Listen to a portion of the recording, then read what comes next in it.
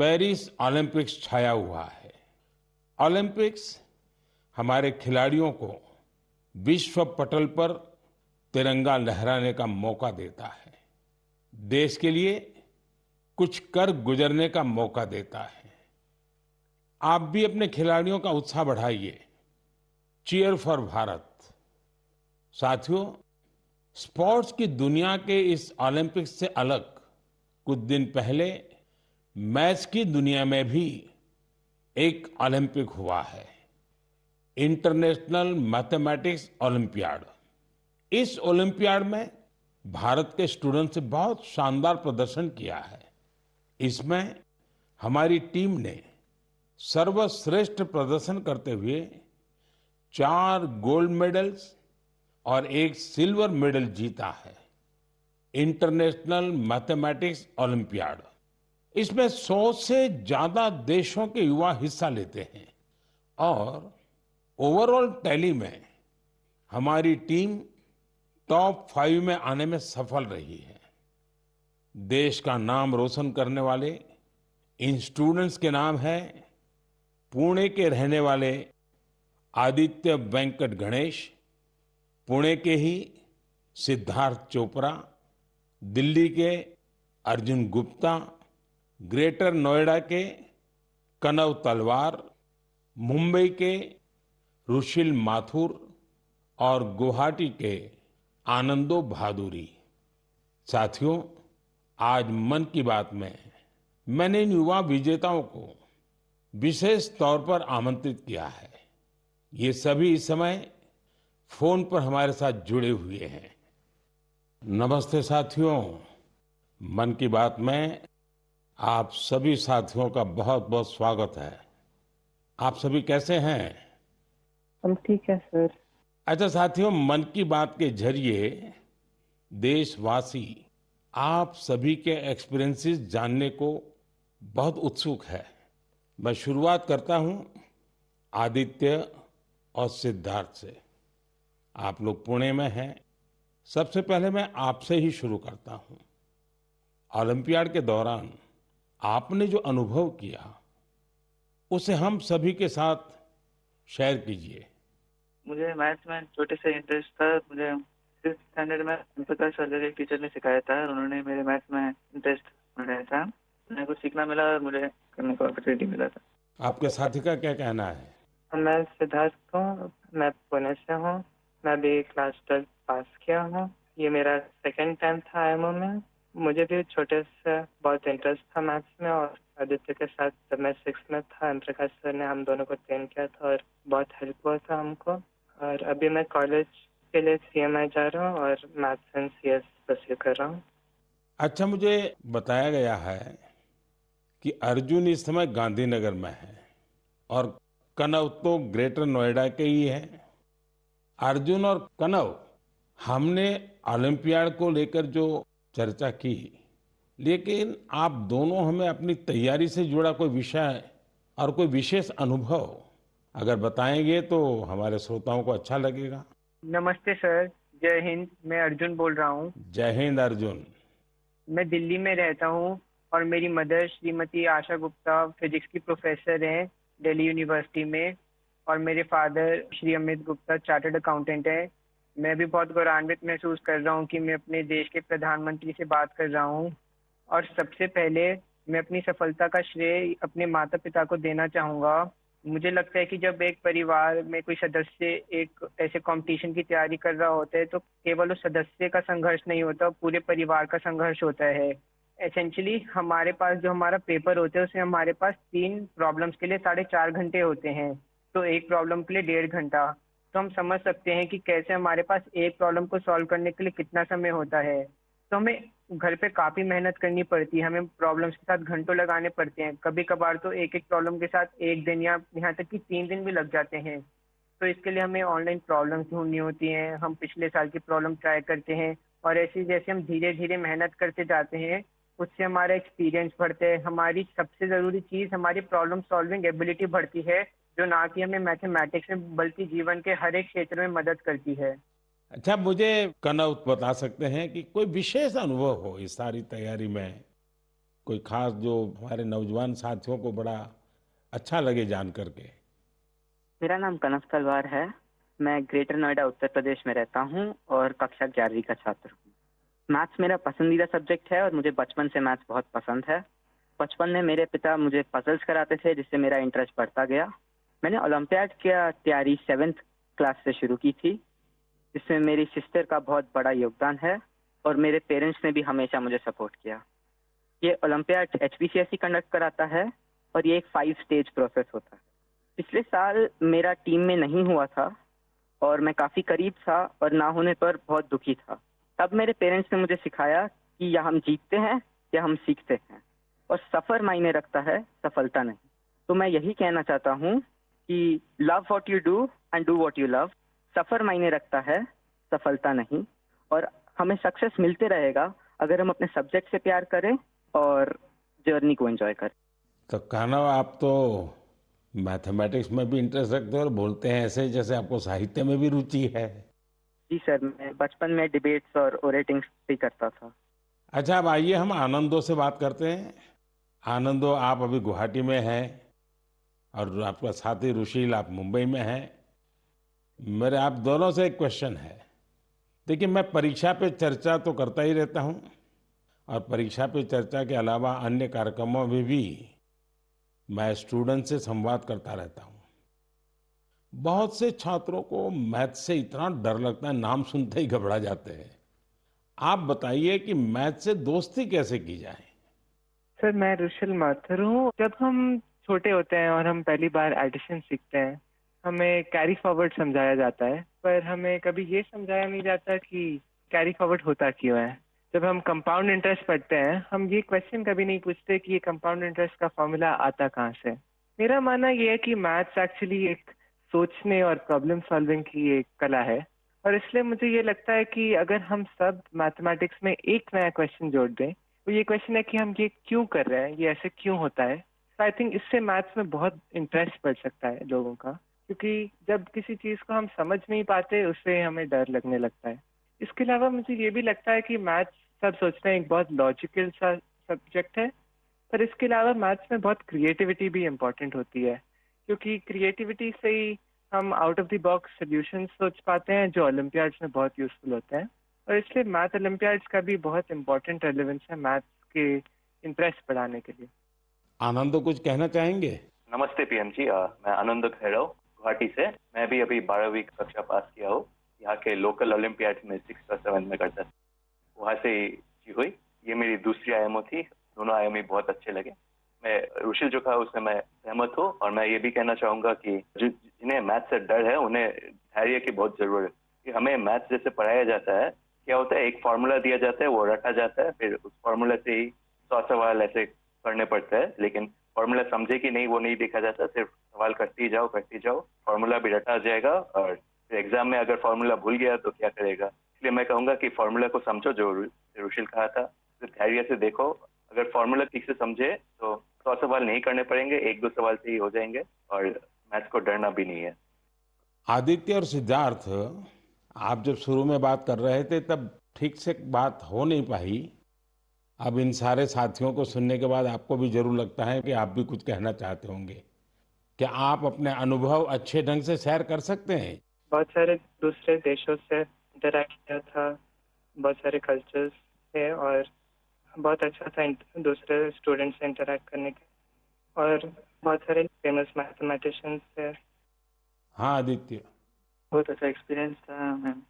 उधर हमें उन्होंने पर्थ सिटी को घुमा के दिखाया था, उधर बहुत अच्छे अच्छे व्यूज दिखे थे और पार्क्स लेके गए थे, और हमें ऑक्सफोर्ड यूनिवर्सिटी को भी लेके गए थे, तो वो भी बहुत अच्छे अनुभव था। चलिए साथियों, मुझे बहुत अच्छा लगा आप लोगों से बात करके, और मैं आपको बहुत बहुत शुभकामनाएं देता हूं, क्योंकि मैं जानता हूं इस प्रकार के खेल के लिए काफी फोकस एक्टिविटी करनी पड़ती है, दिमाग खपा देना पड़ता है, और परिवार के लोग भी कभी कभी तंग आते हैं कि ये क्या गुणा भाग करता रहता है। लेकिन मेरी तरफ से आपको बहुत बहुत शुभकामनाएं हैं। आपने देश का मान बढ़ाया है, नाम बढ़ाया है। धन्यवाद दोस्तों। Thank you. धन्यवाद। Thank you. Thank you sir. जय हिंद। जय हिंद। जय हिंद। आप सभी स्टूडेंट से बात करके आनंद आ गया। मन की बात से जुड़ने के लिए आप सभी का बहुत बहुत धन्यवाद। मुझे विश्वास है कि मैथ्स के इन युवा महारथियों को सुनने के बाद दूसरे युवाओं को मैथ्स को एंजॉय करने की प्रेरणा मिलेगी। मेरे प्यारे देशवासियों, मन की बात में अब मैं उस विषय को साझा करना चाहता हूं जिसे सुनकर हर भारतवासी का सिर गर्व से ऊंचा हो जाएगा। लेकिन इसके बारे में बताने से पहले मैं आपसे एक सवाल करना चाहूंगा। क्या आपने चराई देऊ मैदान का नाम सुना है? अगर नहीं सुना तो अब आप ये नाम बार बार सुनेंगे और बड़े उत्साह से दूसरों को बताएंगे। असम के चराई देऊ मैदान को यूनेस्को वर्ल्ड हेरिटेज साइट में शामिल किया जा रहा है। इस लिस्ट में यह भारत की 43वीं लेकिन नॉर्थ ईस्ट की पहली साइट होगी। साथियों, आपके मन में ये सवाल जरूर आ रहा होगा कि चराई देऊ मैदान आखिर है क्या और ये इतना खास क्यों है? चराई देऊ का मतलब है shining city on the hills, यानी पहाड़ी पर एक चमकता शहर। ये अहोम राजवंश की पहली राजधानी थी। अहोम राजवंश के लोग अपने पूर्वजों के शव और उनकी कीमती चीजों को पारंपरिक रूप से मैदान में रखते थे। मैदान टीले नुमा एक ढांचा होता है जो ऊपर मिट्टी से ढका होता है और नीचे एक या उससे ज्यादा कमरे होते हैं। ये मैदान अहोम साम्राज्य के दिवंगत राजाओं और गणमान्य लोगों के प्रति श्रद्धा का प्रतीक है। अपने पूर्वजों के प्रति सम्मान प्रकट करने का ये तरीका बहुत यूनिक है। इस जगह पर सामुदायिक पूजा भी होती थी। साथियों, अहोम साम्राज्य के बारे में दूसरी जानकारियां आपको और हैरान करेगी। 13वीं शताब्दी के शुरू होकर यह साम्राज्य 19वीं शताब्दी की शुरुआत तक चला।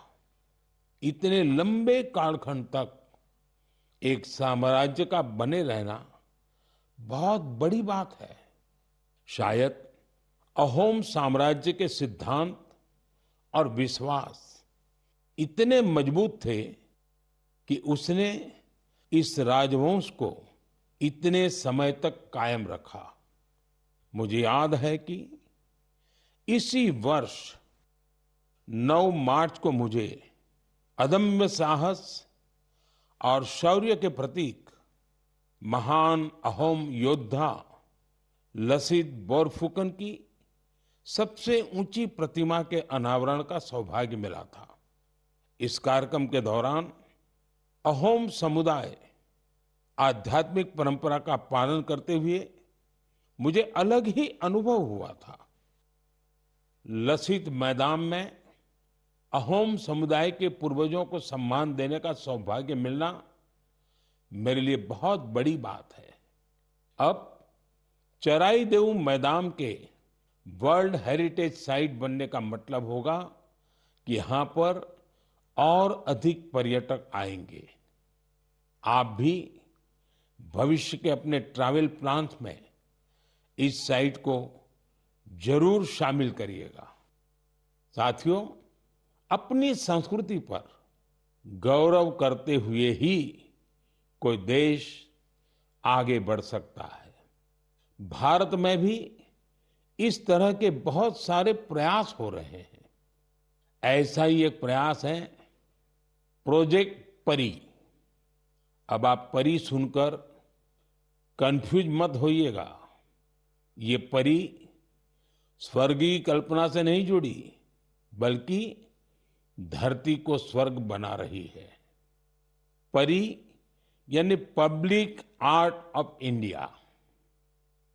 प्रोजेक्ट परी पब्लिक आर्ट को लोकप्रिय बनाने के लिए उभरते कलाकारों को एक मंच पर लाने का बड़ा माध्यम बन रहा है।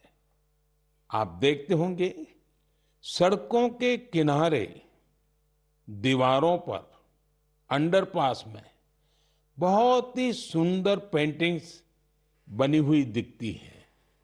ये पेंटिंग्स और ये कलाकृतियां यही कलाकार बनाते हैं जो परी से जुड़े हैं। इससे जहां हमारे सार्वजनिक स्थानों की सुंदरता बढ़ती है, वहीं हमारे कल्चर को और ज्यादा पॉपुलर बनाने में भी मदद मिलती है। उदाहरण के लिए दिल्ली के भारत मंडपम को ही लीजिए। यहां देश भर के अद्भुत आर्ट वर्क्स आपको देखने को मिल जाएंगे।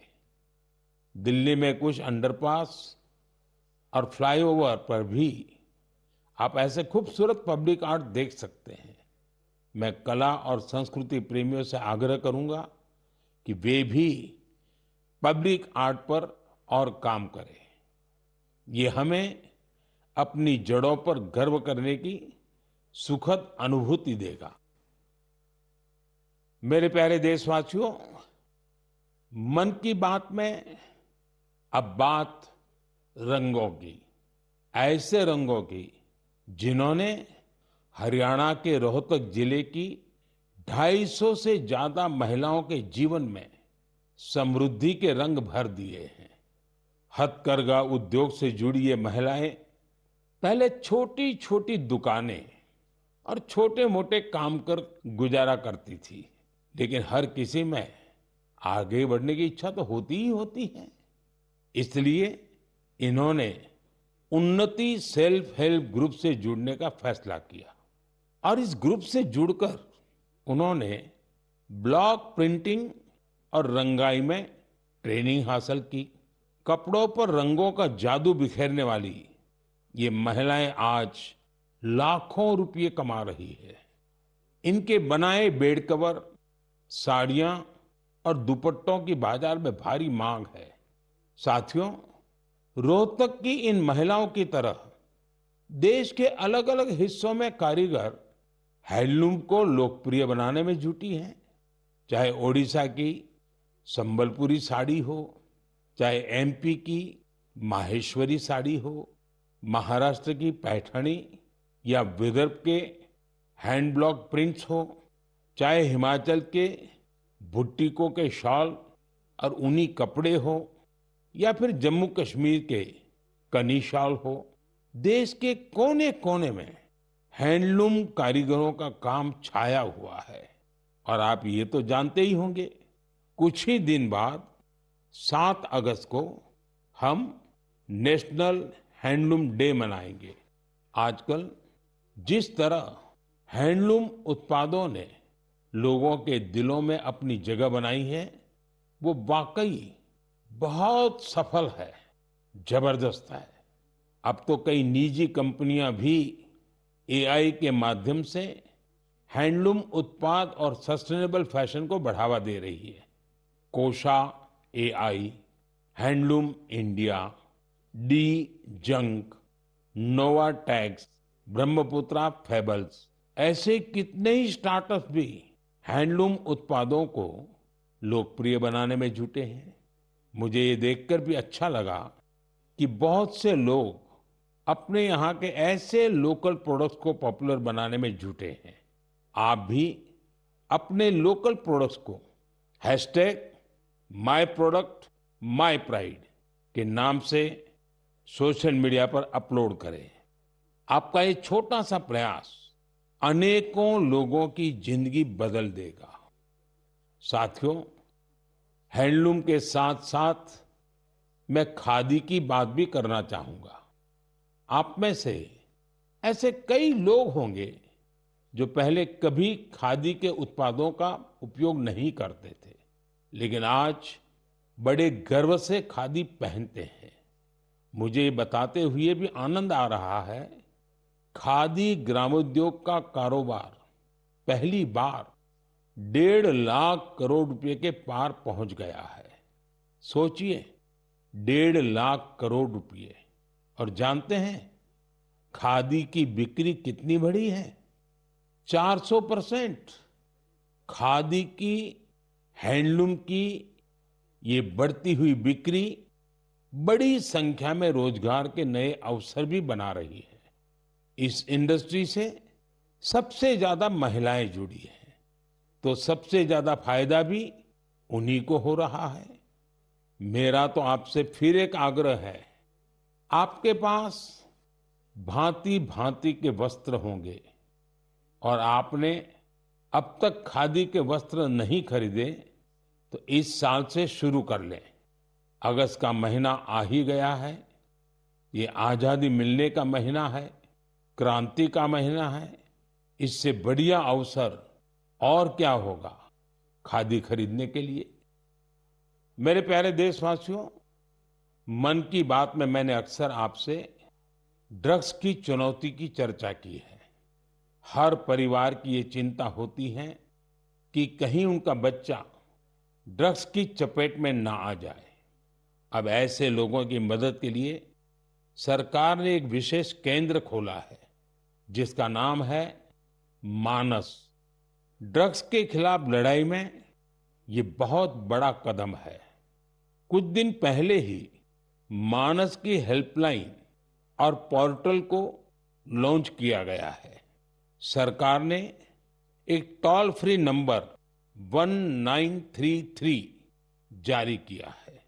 इस पर कॉल करके कोई भी जरूरी सलाह ले सकता है या फिर रिहेबिलिटेशन से जुड़ी जानकारी ले सकता है। अगर किसी के पास ड्रग्स से जुड़ी कोई दूसरी जानकारी भी है, तो वो इसी नंबर पर कॉल करके नारकोटिक्स कंट्रोल ब्यूरो के साथ साझा भी कर सकते हैं। मानस के साथ साझा की गई हर जानकारी गोपनीय रखी जाती है। भारत को ड्रग्स फ्री बनाने में जुटे सभी लोगों से, सभी परिवारों से, सभी संस्थाओं से मेरा आग्रह है कि मानस हेल्पलाइन का भरपूर उपयोग करें। मेरे प्यारे देशवासियों, कल दुनिया भर में टाइगर डे मनाया जाएगा। भारत में तो टाइगर्स, बाघ हमारी संस्कृति का अभिन्न हिस्सा रहा है। हम सब बाघों से जुड़े किस्से कहानियां सुनते हुए ही बड़े हुए हैं। जंगल के आसपास के गांव में तो हर किसी को पता होता है कि बाघ के साथ तालमेल बिठाकर कैसे रहना है। हमारे देश में ऐसे कई गांव हैं जहां इंसान और बाघ के बीच कभी टकराव की स्थिति नहीं आती, लेकिन जहां ऐसी स्थिति आती है, वहां भी बाघों के संरक्षण के लिए अभूतपूर्व प्रयास हो रहे हैं। जन भागीदारी का ऐसा ही एक प्रयास है कुल्हाड़ी बंद पंचायत। राजस्थान के रणथंभौर से शुरू हुआ कुल्हाड़ी बंद पंचायत अभियान बहुत दिलचस्प है। स्थानीय समुदायों ने स्वयं इस बात की शपथ ली है कि जंगल में कुल्हाड़ी के साथ नहीं जाएंगे और पेड़ नहीं काटेंगे।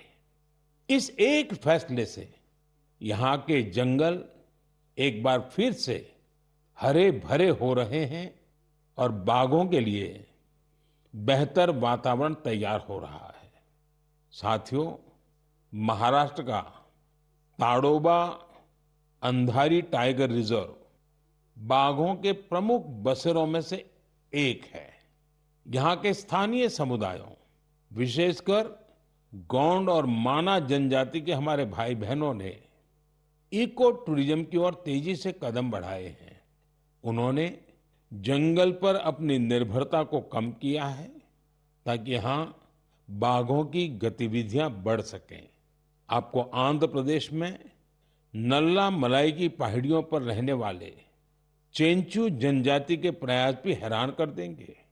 उन्होंने टाइगर ट्रैकर्स के तौर पर जंगल में वन्य जीवों के मूवमेंट की हर जानकारी जमा की इसके साथ ही वे इस क्षेत्र में अवैध गतिविधियों की निगरानी भी करते रहे हैं। इसी तरह उत्तर प्रदेश के पीलीभीत में चल रहा बाघ मित्र कार्यक्रम भी बहुत चर्चा में है। इसके तहत स्थानीय लोगों को बाघ मित्र के रूप में काम करने की ट्रेनिंग दी जाती है। ये बाघ मित्र इस बात का पूरा ध्यान रखते हैं कि बाघों और इंसानों के बीच टकराव की स्थिति न बने। देश के अलग अलग हिस्सों में इस तरह के कई प्रयास जारी हैं। मैंने यहाँ कुछ ही प्रयासों की चर्चा की है, लेकिन मुझे खुशी है कि जन भागीदारी बाघों के संरक्षण में बहुत काम आ रही है। ऐसे प्रयासों की वजह से ही भारत में बाघों की आबादी हर साल बढ़ रही है। आपको ये जानकर खुशी और गर्व का अनुभव होगा कि दुनिया भर में जितने बाघ हैं, उनमें से 70% बाघ हमारे देश में है। सोचिए, 70% बाघ। तभी तो हमारे देश के अलग अलग हिस्सों में कई टाइगर सेंचुरी है। साथियों, बाघ बढ़ने के साथ साथ हमारे देश में वन क्षेत्र भी तेजी से बढ़ रहा है। इसमें भी सामुदायिक प्रयासों से बड़ी सफलता मिल रही है। पिछले मन की बात कार्यक्रम में आपसे एक पेड़ मां के नाम कार्यक्रम की चर्चा की थी। मुझे खुशी है कि देश के अलग अलग हिस्सों में बड़ी संख्या में लोग इस अभियान से जुड़ रहे हैं। अभी कुछ दिन पहले स्वच्छता के लिए प्रसिद्ध इंदौर में एक शानदार कार्यक्रम हुआ। यहाँ एक पेड़ मां के नाम कार्यक्रम के दौरान एक ही दिन में 2 लाख से ज्यादा पौधे लगाए गए। अपनी मां के नाम पर पेड़ लगाने के इस अभियान से आप भी जरूर जुड़े और सेल्फी लेकर सोशल मीडिया पर भी पोस्ट करें। इस अभियान से जुड़कर आपको अपनी मां और धरती मां दोनों के लिए कुछ स्पेशल कर पाने का एहसास होगा। मेरे प्यारे देशवासियों, 15 अगस्त का दिन अब दूर नहीं है और अब तो 15 अगस्त के साथ एक और अभियान जुड़ गया है, हर घर तिरंगा अभियान। पिछले कुछ वर्षों से तो पूरे देश में हर घर तिरंगा अभियान के लिए सबका जोश हाई रहता है। गरीब हो, अमीर हो, छोटा घर हो, बड़ा घर हो, हर कोई तिरंगा लहराकर गर्व का अनुभव करता है। तिरंगे के साथ सेल्फी लेकर सोशल मीडिया पर पोस्ट करने का क्रेज भी दिखता है। आपने गौर किया होगा, जब कॉलोनी या सोसाइटी के एक एक घर पर तिरंगा लहराता है तो देखते ही देखते दूसरे घरों पर भी तिरंगा दिखने लगता है। यानी हर घर तिरंगा अभियान तिरंगे की शान में एक यूनिक फेस्टिवल बन चुका है। इसे लेकर अब तो तरह तरह के इनोवेशन भी होने लगे हैं। 15 अगस्त आते आते घर में, दफ्तर में, कार में तिरंगा लगाने के लिए तरह तरह के प्रोडक्ट दिखने लगते हैं। कुछ लोग तो तिरंगा अपने दोस्तों पड़ोसियों को बांटते भी है। तिरंगे को लेकर ये उल्लास, ये उमंग हमें एक दूसरे से जोड़ती है। साथियों, पहले की तरह इस साल भी आप हर घर तिरंगा.com पर तिरंगे के साथ अपनी सेल्फी जरूर अपलोड करेंगे। और मैं आपको एक और बात याद दिलाना चाहता हूं। हर साल 15 अगस्त से पहले आप मुझे अपने ढेर सारे सुझाव भेजते हैं। आप इस साल भी मुझे अपने सुझाव जरूर भेजिए। आप माईगॉव या नमो ऐप पर भी अपने सुझाव भेज सकते हैं। मैं ज्यादा से ज्यादा सुझावों को 15 अगस्त के संबोधन में कवर करने की कोशिश करूंगा। मेरे प्यारे देशवासियों, मन की बात के इस एपिसोड में आपसे जुड़कर बहुत अच्छा लगा। अगली बार फिर मिलेंगे देश की नई उपलब्धियों के साथ, जन भागीदारी के नए प्रयासों के साथ। आप मन की बात के लिए अपने सुझाव जरूर भेजते रहें।